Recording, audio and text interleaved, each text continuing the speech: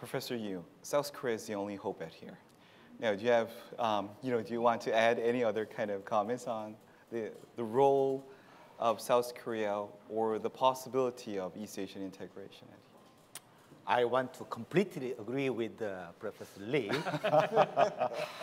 but with a little bit of a modification. Yeah. So I agree that either China or Japan will have great difficulty in exerting a leadership role in East Asia. That is one of the reasons why you don't see the kind of regional integration you see from Europe. So in East Asia, Japan, historical issue, has not been resolved, and China has its own problems. So there is a great role for, great potential for Korea to exert effective leadership role.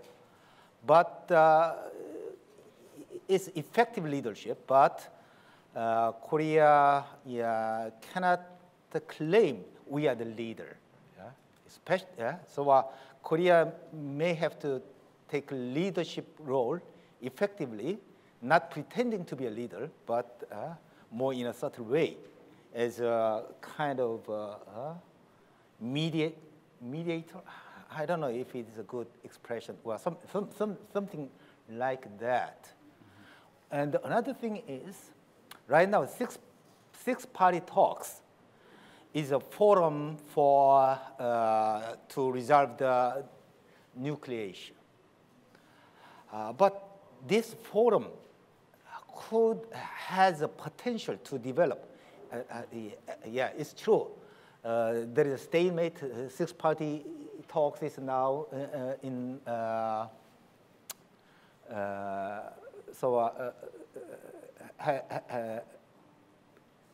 has its own problem, and it's very difficult to solve North Korea and the Korean nuclearization, denuclearization problem. But if it solves nuclear issues, that it has a potential to develop into a more permanent security cooperation and regional integration forum for the region. So that also, could be an opportunity for Korea. Very good point, very good point. Now, Professor Prioda, I hope you're not disappointed since I changed the order at here. But not at all. Let me just ask you one question. Well, usually when you're talking about East Asian integration or East Asian regional cooperation, we always rely on to the European Union model, I think. Is there really anything that we can really learn from that model at here on East Asian countries, the way that we can integrate it here? It's a great question. The truth of the matter is that the European integration has had a mixed history so far. At one level, clearly incredibly successful in terms of its goal, which is to bring about more economic integration with a long-term hope of building political integration. However, you're already seeing the dangers of that. By creating a single currency without a single government that could actually regulate that currency, you've actually de facto allowed one country to become de facto the economic hegemony of Europe. That's actually created tremendous resentment among some of the other countries. You're seeing, actually, very chillingly, the rise of right-wing nationalistic movements now in Europe, which of course is precisely what European integration was aimed at derailing, and now you're actually seeing it being propelled. And I don't mean to be horribly pessimistic, but let's simply say there is a danger that this could play out in exceedingly horrific ways. Mm-hmm. So that would be a good negative example. Okay. So could there therefore be a way of thinking about integration in a way that would not allow this sort of ironic twist where you actually end up creating precisely the thing that the phenomena that you're trying to avoid? And I would very much agree here with Professor Lee and Professor Yu in terms of possibilities. I think some kind of immediate some kind of immediate move toward a single currency, I think would not be a wise idea. Clearly, that was a mistake, I think, in terms of how it was handled in Europe. Could you have a single power that would be a hegemonic force developing this? I think clearly no, and I think both the attempts by either China or Japan to do so would very understandably be responded to very negatively by the rest of East Asia. So could you, on the contrary, have a country like South Korea play, and I actually think it is a good word, a mediating role, to bring about some kind of integration that would not be the sort of forced integration that potentially is dangerous in the way it's been handled in Europe. And just adding an historical note here, we often think about a traditional East Asia as being dominated by this incredibly powerful imperial China with the rest of East Asia simply being tributaries to it. The truth of the matter is that's been true only very rarely in East Asian history. That was true, say, of the Tang Dynasty, for example.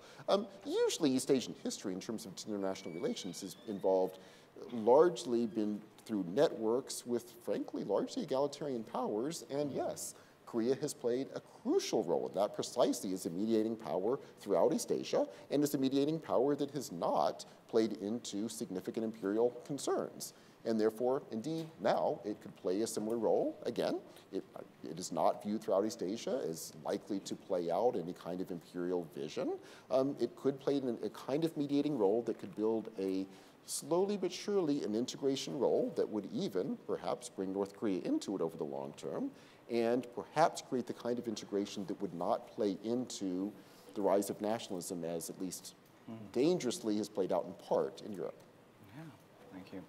Since we are talking about the role of South Korea as a mediating kind of player, or probably it could be the new superpower, no, not exactly the superpower, but at least a rising power out here. Now, why don't we just change our topic to now South Korea?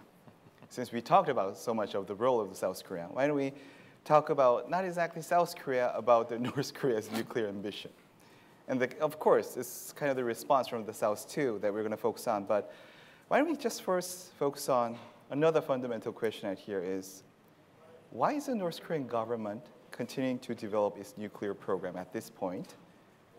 What do you think are the goals behind this policy? Well, as I mentioned before, during the past 2 weeks, how many attempts and how many, like, you know, the missiles or the projectiles that they actually shoot to the East Coast out there? Now, what is the major reason of this? Professor Piet, can you start first? Sure. I don't think this is at all coincidental. I think what is going on in North Korea, and particularly these recent provocative acts, are a direct and immediate response to precisely the issues we were mentioning earlier.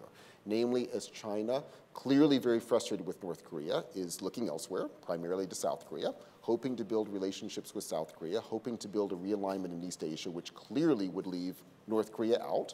North Korea is responding by being a very isolated power that is trying to now become as provocative as it can. It is rebuilding its nuclear program as quickly as it can. It's firing these missiles.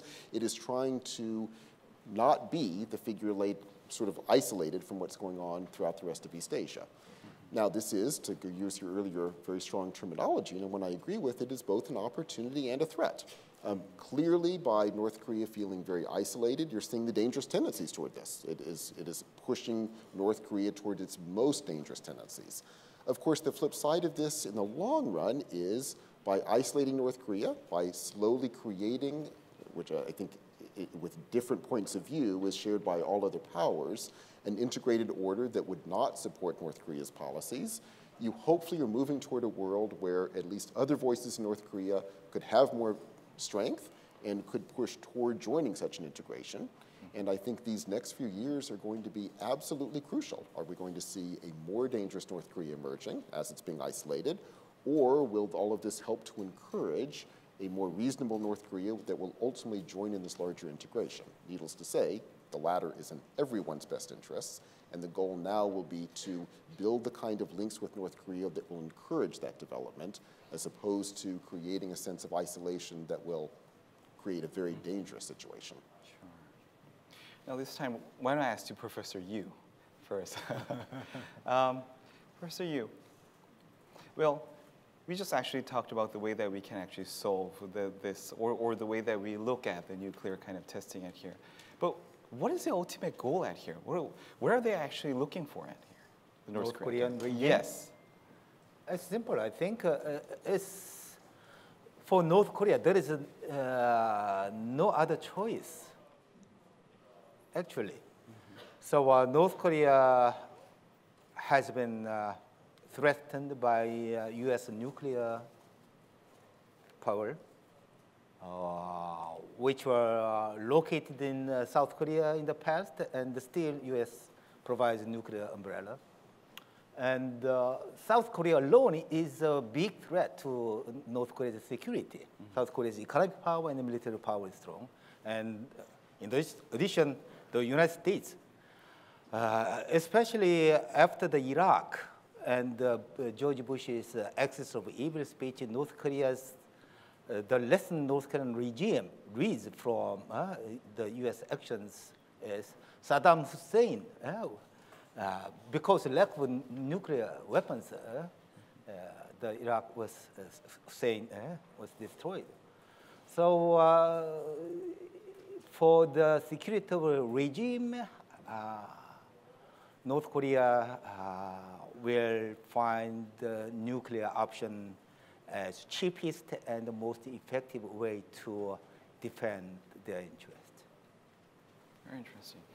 Professor Lee, do you want to add anything more on Professor Yu's? Only to emphasize a very simple point, that it's very tempting, and of course this is the way US and other media, including South Korean, portray North Korea as illogical, irrational, mad, crazy. But my only point would be put yourself in their shoes. What do they have? They have nothing. Economy is in tatters. Agriculture hardly feeds its population. They have no industries to speak of. They have no soft power. Their effort to create movie industry failed. So they literally have nothing. The only time people pay them any respect, if you will, is when they launch nuclear missiles. And unfortunately, it's simply the case that they have learned a lesson, as Professor Yu mentioned. The only thing that ever seems to work to get China's attention, American attention, Japanese respect, is when they show they're capable of nuclear power and launching nuclear missiles. Mm-hmm. So, what would you do? Yeah. So, how are you going to solve a problem like North Korea? I think that's going to be the following kind of questions out there. Yeah, it's not Maria, it's North Korea here. Yeah. Sorry. What kind of, probably not exactly a solutions, but a kind of suggestion that you can probably make, Professor Pugh? Absolutely, and let me begin by underlining the problem, as pointed out beautifully by Professors Yu and Lee. Indeed, I think one of the clear lessons that the world learned after George W. Bush was, ironically, we mentioned before how policies often have their, poorly done policies have their ironic response, leading to precisely what one wanted to avoid. The claim of George W. Bush, of course, is if the US invades Iraq, that will send a message that no one can develop weapons of mass destruction without horrible consequences. And of course, the lesson was the precise opposite, that Saddam Hussein's mistake was not developing weapons of mass destruction. And not surprisingly, both Iran and North Korea have radically propelled their nuclear development immediately in the aftermath of that invasion. So I think this is indeed something that we should have even been able to predict. And it's a good, I think, point to make in answering your question, because clearly the policies that particularly the US has been following are leading to the precise opposite response than we were hoping. Mm-hmm. And so, needless to say, that's not been very effective, to put it mildly. And so precisely the concern should be the opposite. The concern indeed should be to start building connections with North Korea. I don't mean to imply this is an easy thing, but to start building connections with North Korea that will provide other avenues than simply the nuclear option, which at the moment is, as Professor Lee mentioned, their really only remaining option. And so we need to give them more options. We need to build in integration. We need to build in levels of connection with North Korea, with the rest of East Asia, that will give other options to North Korea. And hopefully by doing so, we will allow other voices that I have no doubt exist in that government to play a more significant role and move toward a different type of policy that, again, I think we, coming from the US, need to be honest, that we have in part helped to create by our very dangerous actions in the world. Thank you. Well, Professor Lee, do you have any other solutions? No, I'm actually somewhat pessimistic on this point for a slightly different reason than one might expect, which is the role of China, once again. I believe that the fundamental problem for North Korea, of course they get support from ethnic Koreans in Japan and so on, but the fundamental support North Korea gets is from China. Of course, China is frustrated with North Korea, but there is a way in which China does not want to see North Korea fail. And that is because once unification happens, you have a situation in which US GIs are right at Yalu and Tumen. Furthermore, there is, as I mentioned before, one of the persistent worries of Chinese leadership, in my opinion, is that they're ruling over a fragile empire. That is to say, it's kind of a domestic domino theory in which if one minority succeeds or engages in irredentism, everyone else will. So for example, one of the things that would happen is precisely that not only will Korea, unified Korea, be up to Yalu and Tumen, but it's just over the river are 1.5 million, 2 million ethnic Koreans, many of whom they fear will engage in irredentist activities.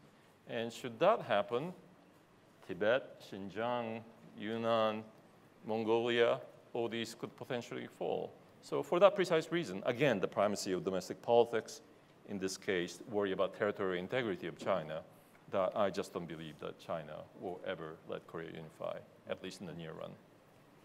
Professor Yu, well, because of the rise of China, I think there is a loss of consideration that we have to have, like the way to denuclearize North Korea. But I think one of the ways is like the six-party talks. What are the prospects of the six-party talks that you currently think, especially in solving or at least denuclearizing North Korea? Yeah.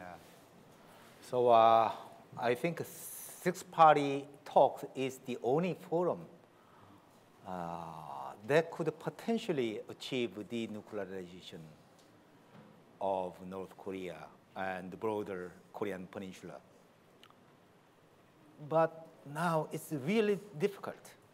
So actually, there is a chance to solve North Korea's nuclear issue. So the first nuclear crisis was resolved by Jimmy Carter's visit to Pyongyang in 1994, his meeting with Kim Il-sung, so which brought about agreed framework between the United States and North Korea, which is basically North Korea will give up nuclear program, and the United States will guarantee security for North Korea and establish economic and diplomatic relations with North Korea. That agreed framework was abandoned by George Bush administration. And then the price of abandoning the agreed framework was allowing North Korea to develop nuclear weapons.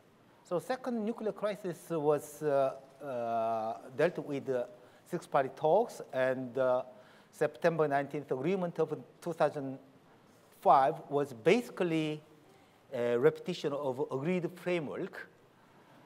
But now, after the North Korea obtaining nuclear weapon, it's much more difficult to abandon nuclear weapon than to give up developing nuclear weapon before they have it. But the problem is that the United States is not prepared to pay the price for denuclearization. So it's not clear, but the North Korea sometimes say they are committed to denuclearization.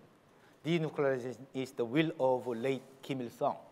When they refer to Kim Il-sung's will, that refers to denuclearization of a Korean peninsula, which means not just denuclearization of North Korea, but removal of a nuclear umbrella for South Korea, as well as, I think, the perfect guarantee of peace and normalization of relations, all those kind of things.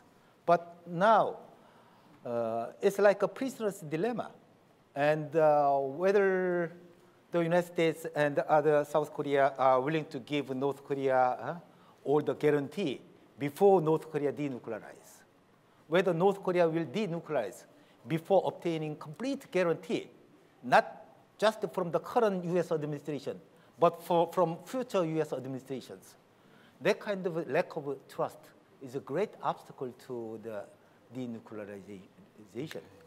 But the problem is that without six-party talks, is there any alternative option? It is clear. Right, yeah. There is no military option.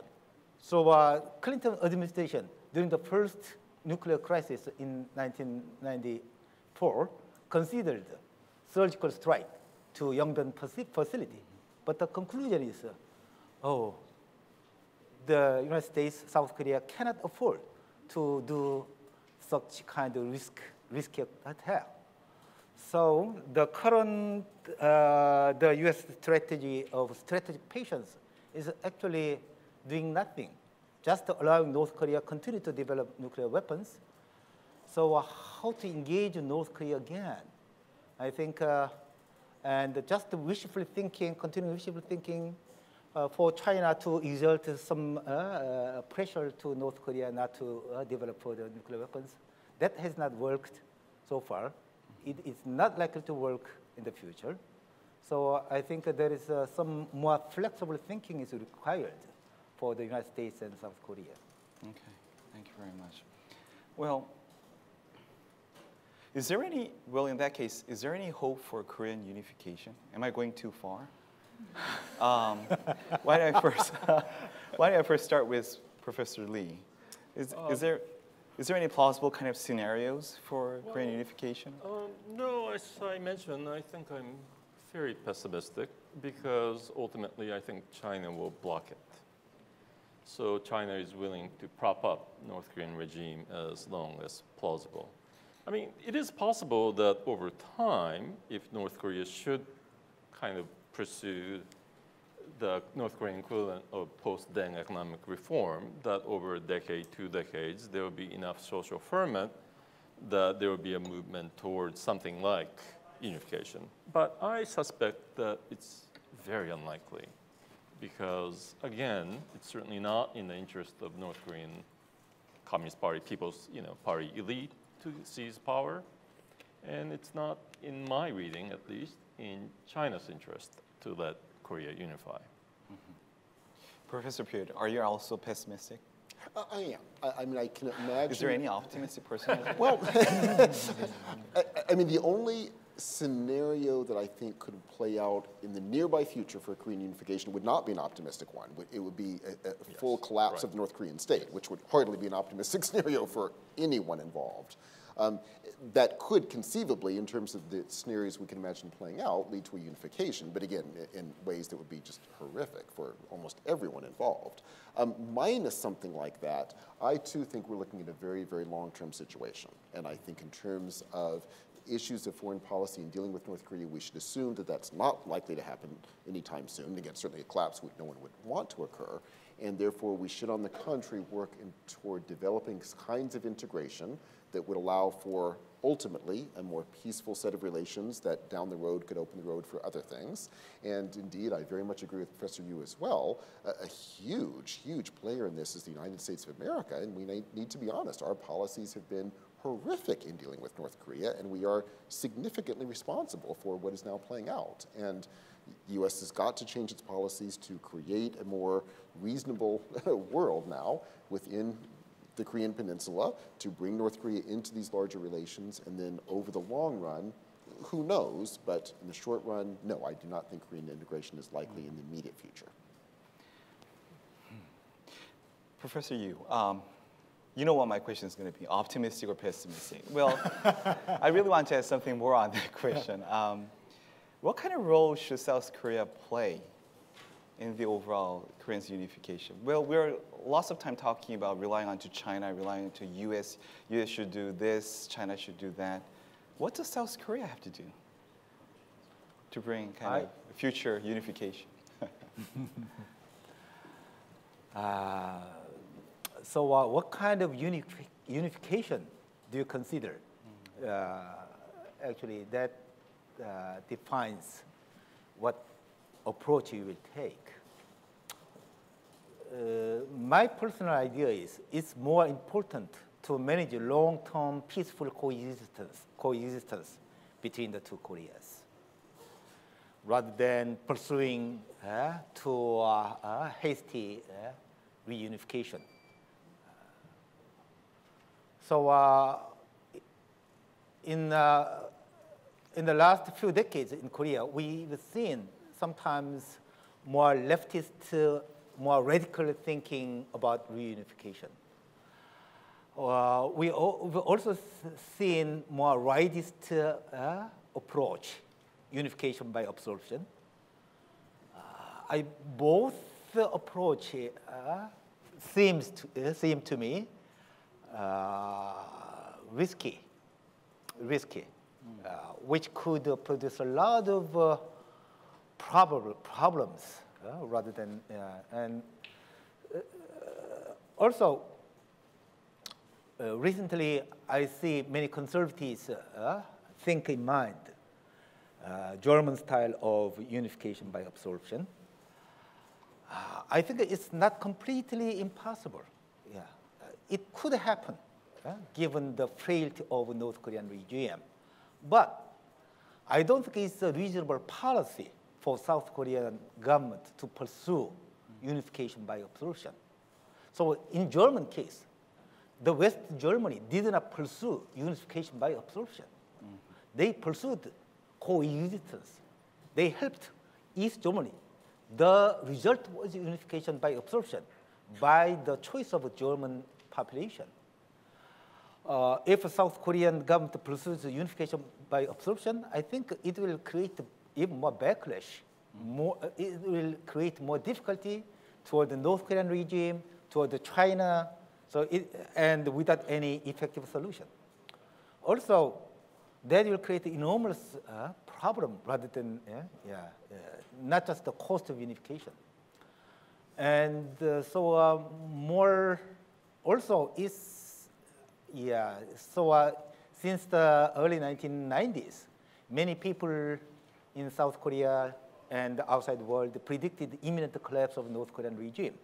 But North Korea showed its resilience. And China doesn't want the North Korean regime to collapse. So I think more reasonably, we need to pursue peaceful coexistence and mutual exchange. Only with that, over time, some conditions for unification might develop. So it'll take quite a long time. Yeah, yeah. We have to be patient. We need to have a long-term perspective.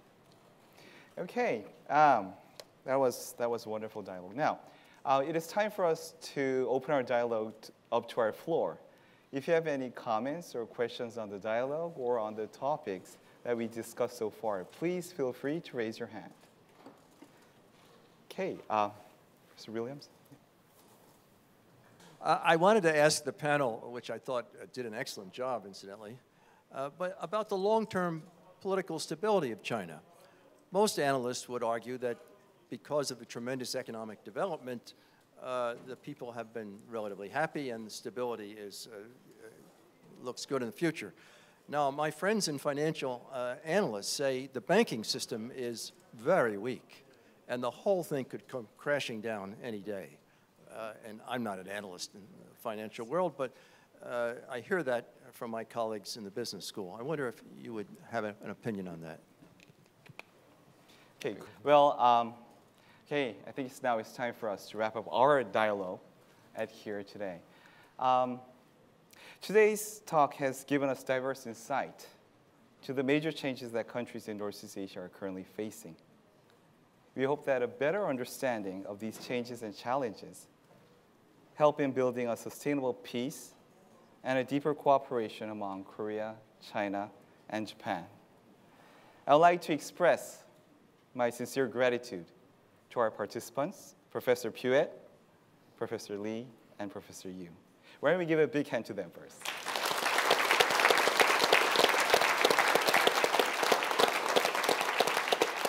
And thank you all for joining us, today's dialogue here today. Now, see you next year, and until then, take care. Thank you.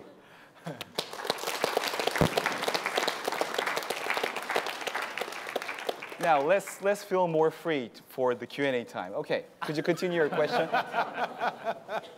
Could you continue your question? Thank you. Thank you, Professor. I'm a student from Kyung International College, and I'd like to first thank thanks for all the professors here. And I'd like to give a question to Professor Pewitt about the North Korea focusing on nuclear bombs. Yes. You gave a solution of providing North Korea more options. And I would like to give a question if what this option would be.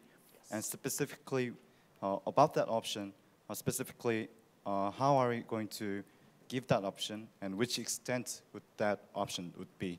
Yes. Thank you. Okay, first, could he answer first and then have more questions? I think the Absolutely. questions was for Professor Piet. Yeah. Absolutely. It's a wonderful question. And what I would recommend is severalfold. To begin with, going back to Professor Yu's earlier excellent point, I would say the goal should be peaceful coexistence. So to try to calm down as much as possible the very dangerous situation that's developed. That will take a lot of work on the part of the South Korean government to work with the US government, which again I think has been part of the author of the very dangerous situation that we found ourselves in.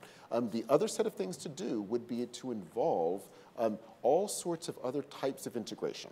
The most obvious type should certainly be pursued, to continue to open up trade, which is clearly crucial, to continue to open up links between the two countries. I think continuations to lead to more openings at the cultural level is crucial. This is something that Professor Lee has done a huge amount of work on, and it's absolutely crucial. We tend to overlook these things, but the development of cultural links can play a crucial role. And the more this can be done, the more these trade networks can be built, the more cultural links can be built, the more diplomatic links can be built, while having a calming down of the diplomatic situation, what you begin to move toward is a normalization of relations between these two. Part of the sense would be this is not intended to be, would not be perceived to be, crucially, some kind of drive on the part of the South Korean government to incorporate North Korea. It would rather be an opening up of relationships between two countries, building more toward a peaceful coexistence, building links that would help to ease the kind of tremendous tensions that have played out. And if these seem like absurdly minor sorts of things in terms of this dangerous situation we're talking about, I would actually say these seemingly minor things down the road could have an incredible impact. And all of this, of course, is going on. The key is simply to do it more and more while building this much more peaceful coexistence. And I think it's surprising how these little things can build a snowball effect that can grow and grow over time. So thank you. It's a wonderful question.